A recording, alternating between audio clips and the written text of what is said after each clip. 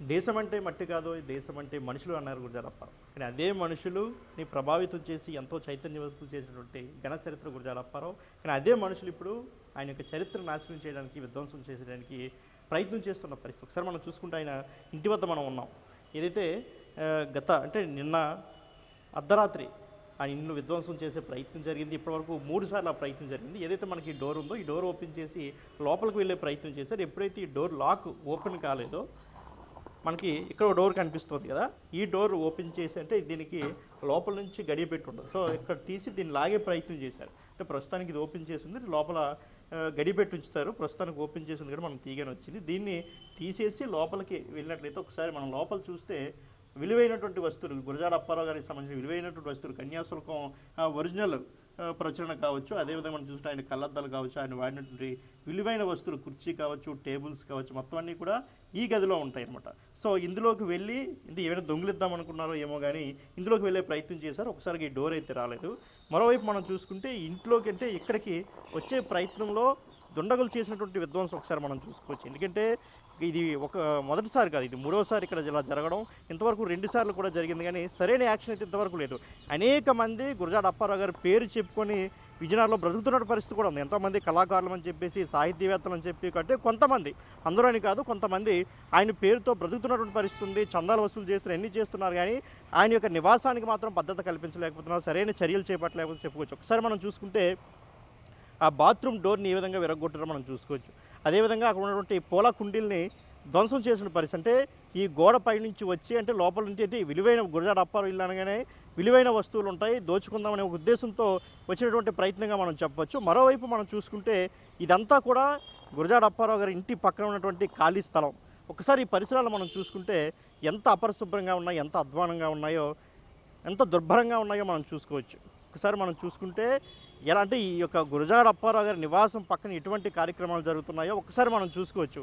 బయటికి వెళ్ళే వాళ్ళు అందరూ అంటే సాంఘిక కార్యక్రమాలకి ఇది ఒక నిలవగా మారిపోయింది. ఎన్నోసార్లు కుక్కలు, పందులు ఎన్నో వచ్చి పూర్తిగా దీన్ని పాడు చేసే ప్రయత్నించి అనేక సార్లు అటు అధికారులకు కావచ్చు, అదేవిధంగా పోలీసులు కంప్లైంట్ ఇచ్చినా కానీ ఇప్పటికీ కూడా సరైన చర్యలు లేకపోవడం నిజంగా ఇదంతా మన దురదృష్టకరంగా, అమానవీయంగా భావించాలి. ఎందుకంటే అంత గొప్ప కవి, దేశమే కీర్తించే కవి.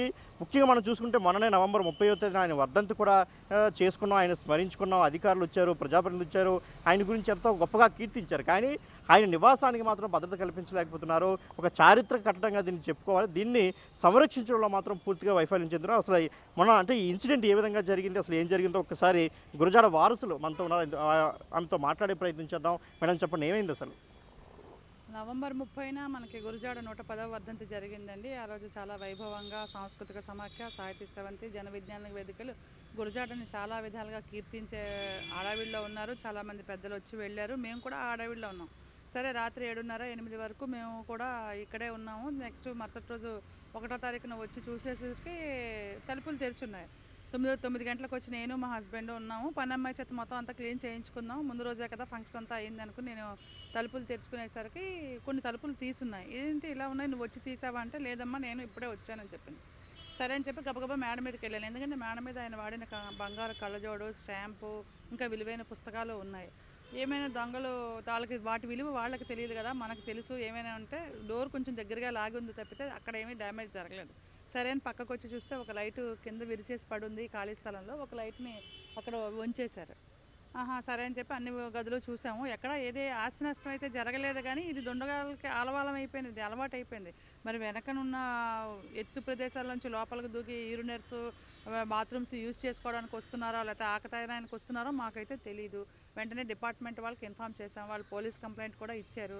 అయితే ఈ కంప్లైంట్లు ఇవ్వడం, ఈ అర్జీలు పెట్టుకోవడంతోనే అయిపోతుంటే రేపు జరగనని నష్టం జరిగితే దీనికి బాధ్యులు ఎవరు? కుటుంబ సభ్యులుగా మేము 24 గంటలు ఇక్కడ ఉంటాం. మొట్టమొదటిగా మాకు ఎమోషనల్గా కూడా ఇది ఉంటుంది అప్పారావు గారి ఇంటి మీద. అయ్యో, మనం ఇంత ఇల్లుని ప్రభుత్వపరం చేసామే, భావితరాల వాళ్ళకి స్ఫూర్తిగా ఉండాలని చెప్పి ఇటువంటి ఇల్లు ఇలా అయిపోతుందని మదన మాలో ఉంది. దానికోసం మేము అందరినీ, పెద్దలందరినీ కలుస్తున్నాం. నిన్న ఈ సంఘటన జరిగిన వెంటనే కొండపల్లి శ్రీనివాస్ గారు కూడా మాట్లాడారు. ఎంపీ మన అతిథి మేడం వాళ్ళు కూడా ఫోన్ చేసి అడుగుతున్నారు, ఏం చేద్దామమ్మా, ఎలా చేద్దామన్నా. కానీ త్వరితగతిన చర్యలు తీసుకుని మరొకసారి ఇటువంటి నష్టం జరగకుండా, ఇంకా అతి భారీ నష్టం జరగకుండా ఏ వస్తువు మనం ఇప్పుడు తెచ్చుకోలేమండి. ఒక పుస్తకం అయిన పోయినా మనం మళ్ళీ సంపాదించుకోలేము. ఏది సంపాదించుకోలేం కాబట్టి నెక్స్ట్ జనరేషన్స్కి ఉండేలా చూడాలి. రెండోది పురావస్తు శాఖ వాళ్ళు 2015లో తీసుకున్నారు. ఎవరిని ఒక డిపార్ట్మెంట్ని బ్లేమ్ చేయడం కాదు, అధికారులను కాదు, నాయకులను కాదు.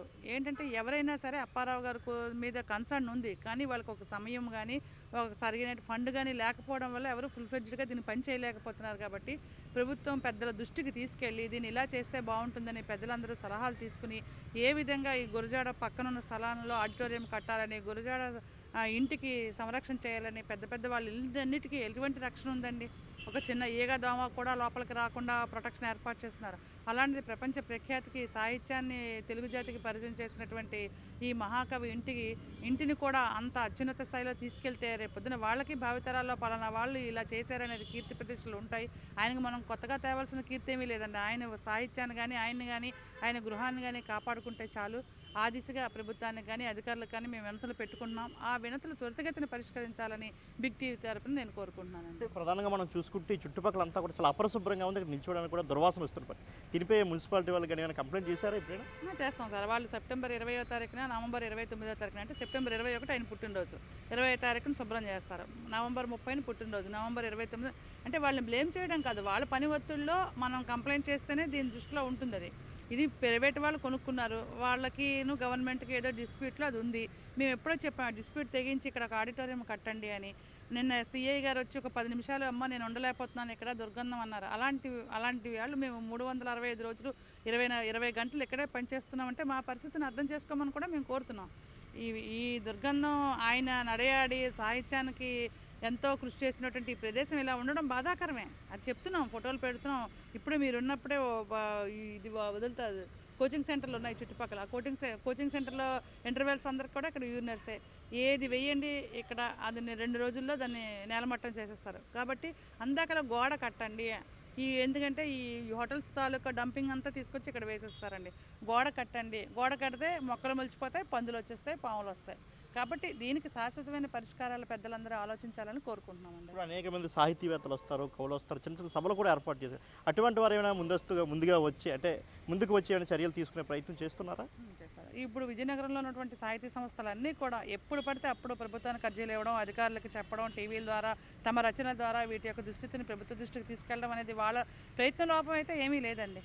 ఎందుకంటే చేసే వాళ్ళ దృష్టికి వెళ్ళటం లేదు, చేయలేని వాళ్ళ దృష్టిలో ఉన్నాయి ఇవన్నీ. చేసే వాళ్ళ దృష్టికి వెళ్తే వాళ్ళు ఒక గంట కూర్చుని అప్పారావు గారి ఇంటి పరిస్థితి ఏంటి, చుట్టుపక్కల పరిస్థితి ఏంటి, దీన్ని ఎలా పరిష్కరించాలని ఒక గంట అధికారులు కానీ ఆలోచించినట్లయితే ఈ సమస్యలన్నీ పరిష్కారం అవుతాయండి. కానీ ఆ దిశగా చర్యలు జరగడం ఎందుకో జాప్యం అవుతోంది. ఇది మనం ఎవరిని బ్లేమ్ చేయడం కాదు, ఎవరిని మనం ప్రతిసారి ఇలా చేయలేదని టీవీల్లో వాటిలో చెప్పడం మన ఉద్దేశం కాదు. వాళ్ళ దృష్టికి వెళితే ఎవరికైనా వాళ్ళ వర్క్ ఎండార్స్ చేస్తే ఆ విధంగా ఇన్ని బాగుపడుతుందనేదే మన ఆవేదన అండి. సో ఇది ఇంట్లో ఎన్నో విలువైన వస్తువులు అంటే ఒక బంగారు కళ్ళజోడే మాత్రం కాదు, బంగారానికి మించినటువంటి ఆయన రాసిన కవితలు కావచ్చు, రచనలు కావచ్చు, ఆయన పుస్తకాలు కావచ్చు, ఆయన మనకి ఇచ్చినటువంటి విజ్ఞానం కావచ్చు. సో ఎంత సంపదని పెట్టుకొని దాన్ని కాపాడుకునే పరిస్థితిలో ఉన్నామంటే నిజంగా మనం ఎటువంటి దౌర్భాగ్య పరిస్థితుల్లో ఉన్నా ఒకసారి అర్థం చేసుకోవచ్చు. నిజంగా ప్రజాప్రతినిధులు, మంత్రి కావచ్చు, లోకల్ ఎమ్మెల్యేలు కావచ్చు, ఎంతోమంది వస్తున్నారు, వెళ్తున్నారు, వాళ్ళే పరిపాలిస్తున్నారు ఈ యొక్క విజయనగరం. కానీ గురజాడ అప్పారావు గారి ఇంటిని మాత్రం సరైన రీతిలో సంరక్షించలేకపోతున్నారని చెప్పుకోవాలి. ఒకసారి ఏదో అలా వారసులు చెప్పినట్టు ఒక్కసారి వాళ్ళు ఆలోచించి ఒక గంట కానీ కూర్చుంటే పూర్తిగా సమస్య పరిష్కారం అయ్యే అవకాశం చాలా స్పష్టంగా ఉంది. ఆ దిశగా ప్రయత్నాలు చేయాలని బిగ్ టీవీ కోరుకుంటోంది. కెమెరామెన్ హరీష్తో శివశంకర్, బిగ్ టీవీ, విజయనగరం.